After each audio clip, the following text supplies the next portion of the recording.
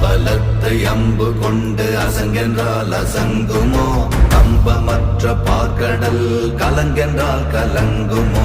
இன்பமற்ற யோகியை இருளும் வந்து அணுகுமோ? செம்பொன்னம்பலத்துளே தெளிந்ததே சிவாயமே. ஓம் நமச்சிவாய ஓம் ஓம் நமச்சிவாய ஓம் நமச்சிவாய ஓம் ஓம் நமச்சிவாய ஓம் நமச்சிவாய ஓம் ஓம் நமச்சிவாய ஓம் நமச்சிவாய ஓம் ஓம் நமச்சிவாய.